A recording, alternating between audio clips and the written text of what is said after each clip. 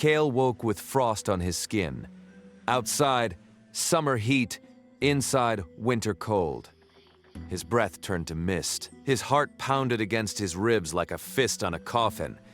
And on the window, written in ice by no hand he could see, were 4 words. "I am watching you," he screamed. No one heard, because the dream was not a dream, and she was not a ghost. She was worse. She was a witch who had waited 300 years to find him, and she would never let him go. When he finally woke, truly woke, there were scratches on his floor. Not from an animal, from fingernails, dragging toward his bed, and on his wrist, glowing faintly in the morning light, a silver handprint. Deep in the mistwood, where sunlight never touched the ground, Seraphine opened her storm-gray eyes. She had felt him dream. She had touched his skin through the veil. She had left her mark, silver and permanent. "You are mine now," she whispered to the darkness, "even if you do not know it yet." She had watched him since he was a child, seen him cry, seen him laugh, seen him help strangers and forgive enemies. He was kind, unbearably kind, and kindness, in her 300 years of lonely immortality, was the rarest magic of all. She rose from her chair, a throne of twisted roots and black moss, and walked to a mirror, not glass, shadow.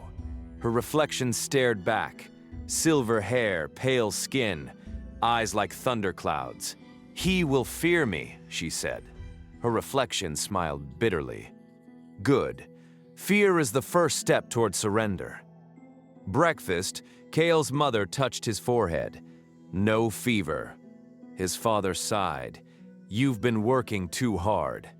His sister laughed nervously. "Maybe you should see a priest." Kael showed them the silver handprint on his wrist. His mother rubbed it with a wet cloth. It did not fade. "Just a rash," she said. "It's not a rash," Kael said. "Dreams are just dreams, my son." She said again. Kael pulled his hand away. He looked at his family, his loving, ordinary, blind family, and realized something terrible. No one was going to save him. He was alone with whatever had found him. That night, Seraphine came to him differently. In his dream, no frost, no scratches, no fear. Instead, she appeared as a young woman, golden hair, warm brown eyes, a smile like summer rain. She sat beside him in the dream field, her shoulder touching his. "You are not afraid of me," she said. "I should be." "Yes, you should. Why aren't you hurting me?" She turned to face him. Her golden illusion flickered, and for 1 second, he saw her true face. Silver hair, storm-gray eyes, ancient, lonely, beautiful in a way that hurt to look at. "Because I do not want to hurt you," she whispered. "I want to love you, but I have never loved anyone before. I have only cast curses and caused pain. And that, for someone like me, is terrifying. But I am completely different for you only." When Kael woke, the silver handprint on his wrist had changed. He pulled back his sleeve with trembling fingers. His heart stopped. The handprint was no longer just a mark. It was curved, gently, softly, like a crescent moon, like a smile. He touched it with his other hand. The silver was cool, not cold, warm, almost, as if someone had pressed warm, loving lips against his skin while he slept. "What are you?" he whispered to the empty room. But the handprint did not answer. It only glowed faintly, gently, like a heartbeat made visible. And somewhere deep in the mistwood, Seraphine smiled. "Now you are mine," she whispered to the darkness, "and you do not even know it yet." The next morning, a letter waited on his windowsill. No stamp, no name. Sealed with black wax and a crescent moon. Inside, one sentence: "Meet me at the edge of the mistwood, at midnight, Come alone, come afraid, but come. She was not threatening him. She was warning him about her tribe, the Coven, the ancient witches who would never accept their love, especially love for a mortal. Kael hid the letter under his pillow.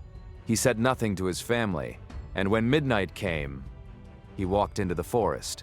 The trees leaned close. The air smelled of wet earth and burned cinnamon. Every shadow seemed to move, but he did not turn back. She was waiting in a clearing, moonlight pooling at her feet like silver water. "You came," she said. "You knew I would. I hoped." Her storm-gray eyes searched his face. "Hope is dangerous for creatures like me. It makes us reckless." "What are you?" he asked. She stepped closer. A witch, a monster, a woman who has not been touched, gently, in 300 years. Then she asked, "What are you?" Kael looked at her, truly looked past the magic, past the fear, past the centuries of loneliness. "Someone who is not afraid," he said.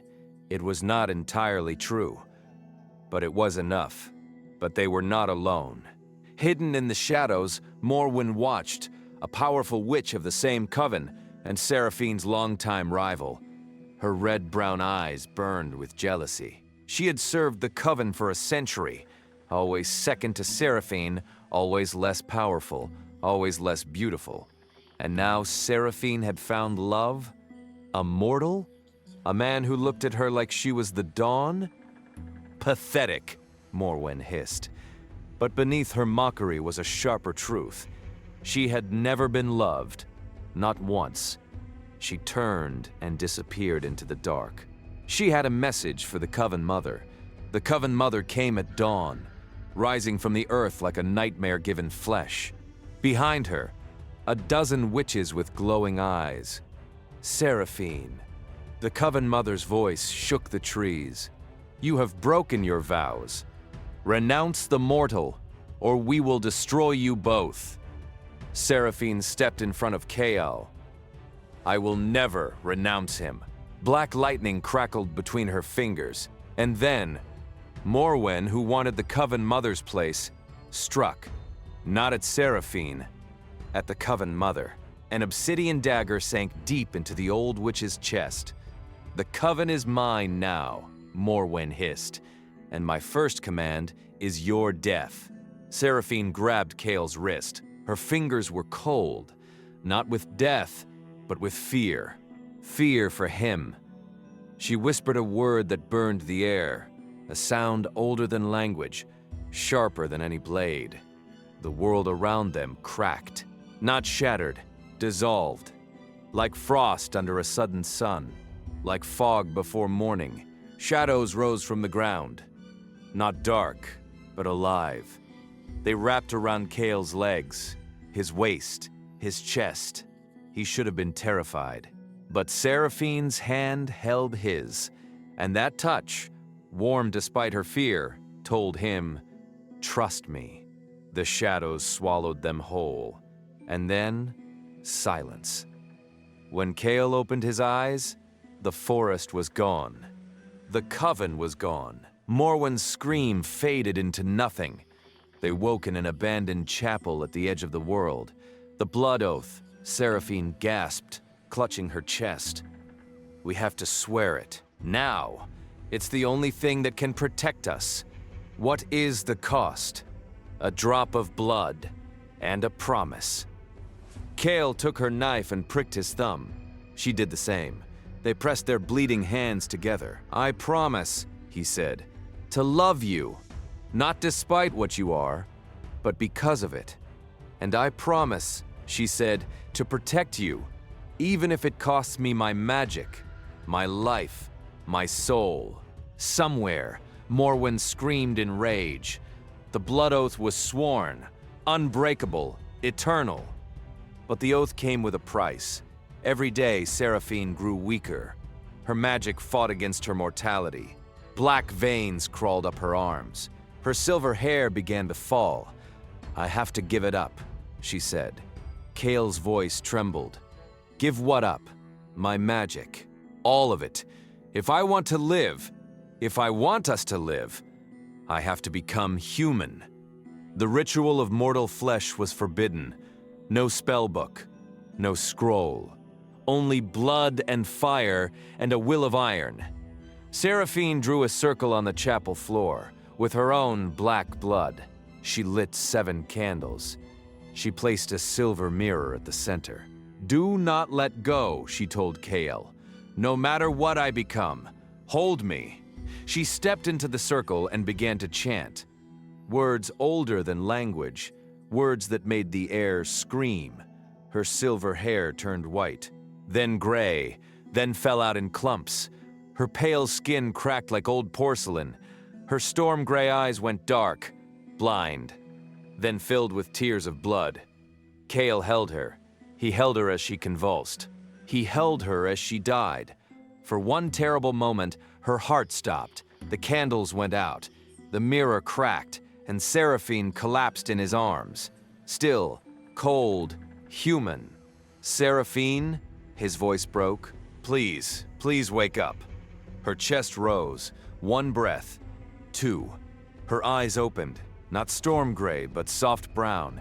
Human. Warm. Alive. "Kael, I'm here. I never left." She touched her face, felt the warmth, the pulse, and wept. "I'm human. You're beautiful," Kael whispered. But Morwen did not forget. 3 nights later, the Coven found them. A dozen shadows with red eyes crawling through the walls of the small inn where they had taken refuge. Seraphine had no magic, only a fireplace poker and a heart full of fury. The shadows lunged, and then a voice.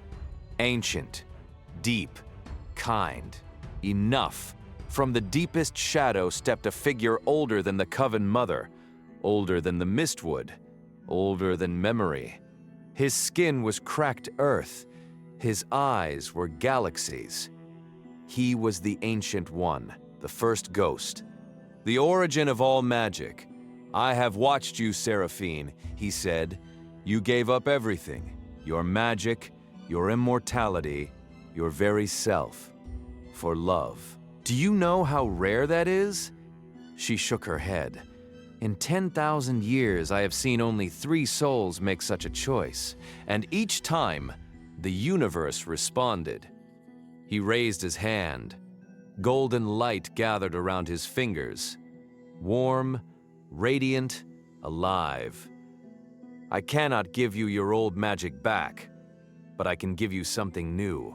Soul fire, magic born of love.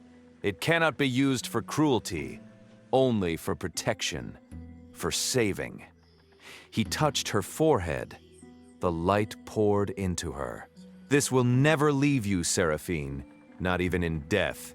He turned to Morwen, who was screaming in fear. "You, however," but he did not destroy her. He simply looked at her, and Morwen felt her power drain away, turning to ash. "Go," the Ancient One said. "You are mortal now, like her." Morwen fled into the darkness, weeping. Morwen came back one last time. On a moonless night, she brought no magic, only a knife and her hatred. But Seraphine had soul fire. Morwen lunged.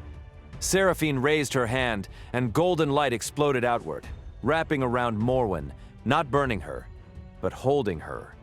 "I forgive you," Seraphine said. "I don't want your forgiveness," Morwen screamed. "I know, but you need it," Seraphine added softly. Seraphine released her. Morwen stumbled back, sobbing, and disappeared into the darkness, never to be seen again. They built it together. A small cottage on the bank of a wide, gentle river. Mountains behind, forest beside. A garden where Seraphine grew herbs and Kael grew vegetables. Morning, fishing. Afternoon, walking. Evening, sitting on the porch, watching the stars appear. "Are you happy?" he asked one night. She looked at him, her brown human eyes warm and soft, and smiled. "I did not know what happiness was. I thought it was power. I thought it was control. I thought it was never being hurt again." She kissed his forehead. I was wrong. Happiness is this. Happiness is you. Years passed. Kael's hair turned gray. His hands grew slower. His steps grew shorter, but his eyes, those warm amber eyes, never lost their light. One evening, sitting on the porch, he asked her, "Do you regret it, giving up forever for a few decades with me?" She took his hand, wrinkled, fragile, and held it against her heart. Forever is not a measure of time, Kael. Forever is a measure of love. And I have loved you since before I knew your name. I will love you after the stars grow cold. That is forever. He smiled, his old, gentle, beautiful smile, and rested his head on her shoulder. Then, I am the luckiest man who ever lived. The sunset on Kael's last evening was spectacular. Gold, crimson, purple. The river reflected it all. He sat on the porch wrapped in a blanket, Seraphine beside him. "I'm not afraid," he said. "I know," Seraphine whispered. "Are you?" Kael asked. "I will miss you," she said, her voice breaking. "But I will not be afraid, because you taught me how to be brave." He reached up with trembling fingers and touched her face, her ageless, beloved face. "Thank you," he whispered. "For what?" she asked. "For choosing me," he replied. "For choosing me." His hand fell. His eyes closed. His heart beat one last time. And Seraphine, for the first time since she became human, wept. She did not scream. She did not beg. She simply held him and let her tears speak. Not with rage, with gratitude. Because she had been given the greatest gift a witch could ever receive, a lifetime of love. They buried Kael beneath the old oak tree by the river. Seraphine planted white flowers over his grave. They bloomed year-round, even in winter, and glowed faintly at night. She did not leave. She stayed in the cottage, tending the garden, feeding the birds, watching the river flow. She did not age. The soul fire kept her young, not immortal, but slow-aging, timeless. Travelers would pass by and see the woman with silver white hair and warm brown eyes, sitting on the porch. "Who are you?" they would ask. "I was a witch," she would say. "Now I am simply someone who was loved." Centuries passed. The cottage crumbled. The river changed course. The old oak tree grew massive, but the white flowers still bloomed. And sometimes, on moonless nights, travelers reported a soft golden light near the ruins. A woman's silhouette, a man's silhouette beside her. They did not speak. They did not move. They simply stood together, hand in hand, watching the stars. The legend grew. Some said she was a ghost. Some said she was a goddess. Some said she was just a story. But those who knew, those who felt the warmth, glimpsed the light, they knew the truth. Love, real love, had made them one. And not even death could divide what love had united. And so, my dear friend, the story of Seraphine and Kael comes to an end, but only in the way that all beautiful stories end. Not with a closing door, but with an open window. Because somewhere, right now, beside a river that may or may not still exist under an oak tree that may or may not still stand, a woman with silver white hair and a man with kind amber eyes are walking together, hand in hand, leaving no footprints on the earth. They do not need footprints. They have each other. If this story touched something inside you, a memory, a hope, a forgotten dream, then do me one small favor. Press like, not for me. For the Seraphine inside you.